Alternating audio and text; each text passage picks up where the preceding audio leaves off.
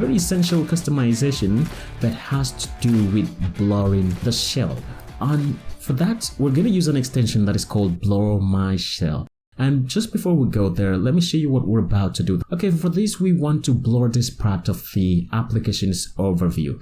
See, when we're coming in here by default to select applications, it just shows us this dark gray here area here, which we don't like seeing it like that. We would like it to be colorful. In fact, we would like it to show a desktop picture and stay very colorful with a slight blur. That's why that extension is called Blur My Shell. So let's head over to the extensions website once again and then type Blur My Shell. Right away, it shows the top of the list, although we have similar ones as usual. Follow my lead. I've tried all of them and I've seen that this one has the best options. But you might happen to find something in the other ones that you like better. Feel free to try as much as you're sure you're comfortable with tweaking some of those things, and then you don't get to disrupt things on your OS. But you won't, because Linux is robust. It doesn't break easily. So as usual, click here and it's going to ask us again, do you want to install this Blur My Shell from extensions.genome.org? Yes, we call it Genome. It's sweet. Yes, of course, install. Why wouldn't we? We want that level of control. Immediately shows up here. Whew, and there we have it.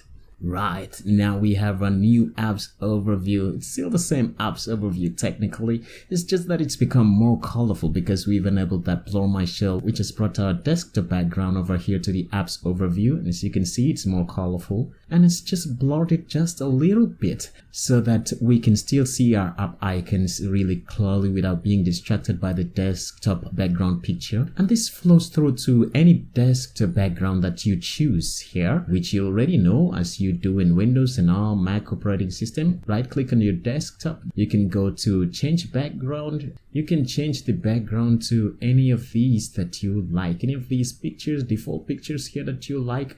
Or you can load in your pictures, maybe pictures of you and your wife or your children, and it will still look very colorful as much as you like it. Okay, just to mention to you, some of these have both bright and dark modes. So like this one here, the yellow one here is the bright day mode, and while this for the dark mode, which you can use perhaps in the night when you don't want your screen to be too bright. You simply come to switch to dark mode and you see immediately it changes the theme to this dark theme, while the desktop background it changes to this reddish light colors. Similar experience for these other ones. This is in the dark mode now. You can change it to the green by switching to the day mode. Looks like the greenish feel. Or go back to the night mode, switch back to this one. You can change things as much as you want, but I want to change back to this one because this allows us to see what we're doing better. There is more contrast between the windows and the desktop, so it's very lovely and it's very nice. We want to go back to the day mode because this is more colorful. Just wanted to notify you of that, and just to show you that anytime you change desktop background, it flows through to the apps overview menu where it becomes so much colorful, just as much as colorful as your desktop. It changes along with your desktop background. Okay, very lovely, very neat, very intuitive, and it looks lovely. It feels like it makes you want to come to your desktop and do your work. Feels like making you love your job. Whoo, yeah, you love doing what you do. So you're no longer gonna have that lazy feeling like, got work to do. No, you're gonna feel like, ooh, I got some fun time now, and let me look at my lovely desktop and get some work done. Whew, yeah. Okay, so that's it. So let's take a look at the settings that we have here for the Blur My Shell. You have plenty of settings here, but the settings are really self-explanatory. You can expand this window and see more of them. It's something like this one here, Sigma. The description is there for you. It says the intensity of the blur. It is what it says. Really self-explanatory. Like if you want the blur to be so extreme that it's almost difficult to identify the desktop background picture, but it still has the same color there, but it's just so blurred and making the app icon stand out more. If you want to do it that way, why not? By all means, you can most certainly do so. And it also makes it feel like a different environment, coming back to your desktop and going back to the apps overview. Or you can also take it down like the way I like to do it. I don't like it too blurry because sometimes it makes it so cool to see the desktop background picture there. I like to keep it around 4 or 5. So it keeps the blurriness so small that it's still effective to create contrast enough to be able to see the app's icon so clearly. With just a slight blur, especially if you're using your desktop background is the picture of you and your wife or you and your friends. You just want to see those lovely faces with lovely smiles not being blurred out so much. Those lovely smiles on the desktop picture of you and your friends gotta show up. Okay, so it's just a preference. Okay, so let's get to a few other settings here. Like I said, almost all of them are self-explanatory, but I just want to quickly jump into this one here, the dash. The controls that has to do with the dash. Help this blow my shell affects the dash, which is now the dock, converted to the dock. Okay, so there is this option here that is not really so much self-explanatory. For most people, especially new users, you might not immediately identify what it's doing, and sometimes some people might see it as a problem.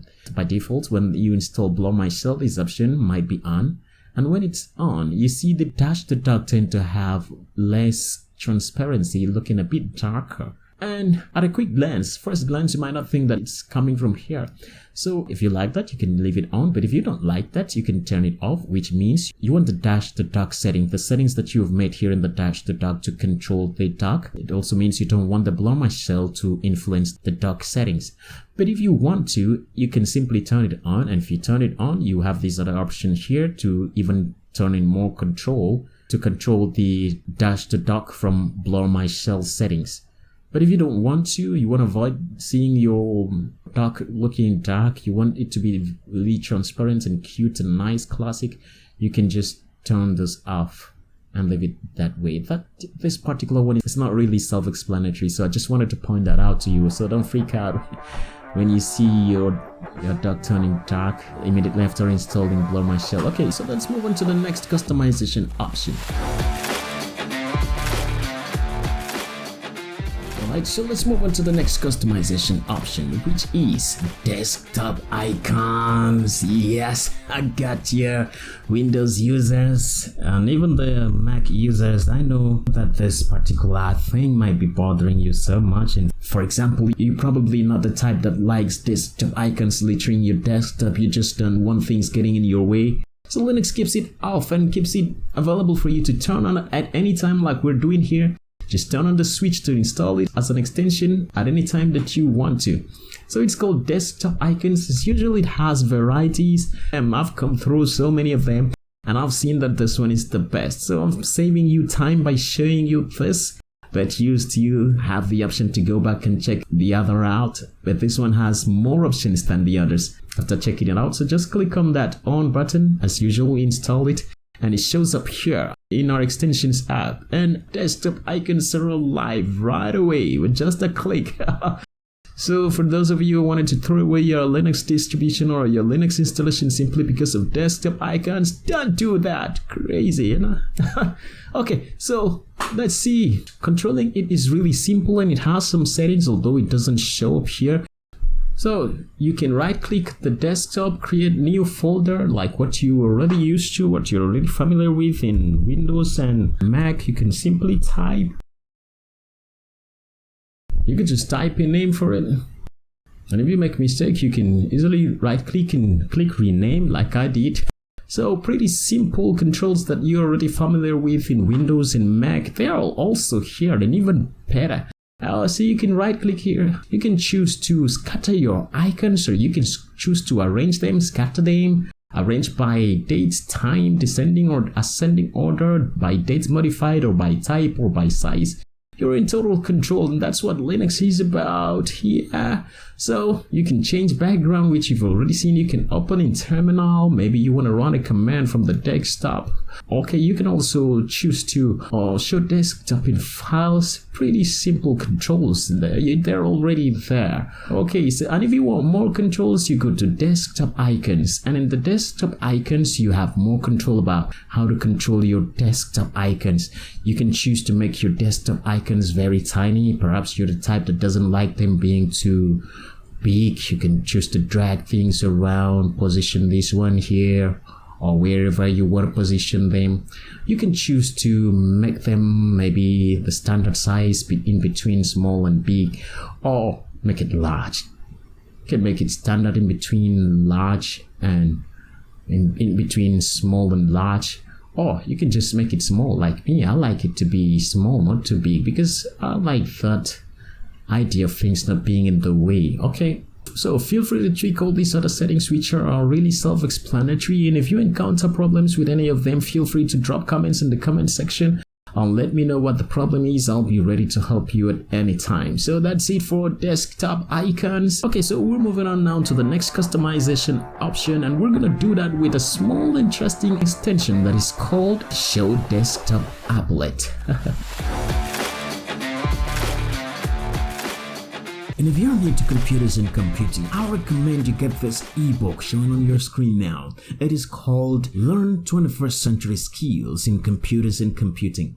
A powerful and profitable asset for you to have forever. Just click on the link in the description to get the ebook, and it comes with practical activities in different aspects of computers and computing, including learning about graphics design, database, hardware installations, how computers work, spreadsheets, and so much more. It also includes understanding the internal functions of the processor, the motherboard, CPU, and the other internal working parts of the computer. And also, more importantly, it includes very interesting lessons on understanding how to quantify or measure the processing power of computers, and also how to understand and quantify or measure storage capacities of different aspects of computers' memory, including graphics card memory and the system memory, and also the storage capacities of hard drives, SSDs or HD. So it's not just about you being a computer professional that is just on the surface doing your practical activities in your software of choice. Perhaps you're doing graphic design and you say, okay, you're a complete computer professional, but internally what's going on in computers you need to know, because it's going to help you be a more complete and more powerful professional that is very versatile and good to go at any time in any workplace or in a business. This knowledge is going to avail you so much that your computers will not be breaking down so often, because you are going to have maintenance knowledge about how to maintain your computers, how to update software, how to update your hardware. It's just going to help you with that knowledge to know what is working and what is not working and what's the cause of it and how to fix it in your computers while working, not just being on the surface and just doing your software operations in graphics design or software operations in Photoshop, GIMP, Inkscape, or any of your favorite software. That's okay. It's being a professional in that field. But being a complete professional in computers and computing, you need to know about the internal workings of computer, which is detailed in this ebook. And it comes with complete practical activities in each of these lessons, and practical activities that you can perform on your computer using the practical lessons there. And the practical lessons prepared in the books are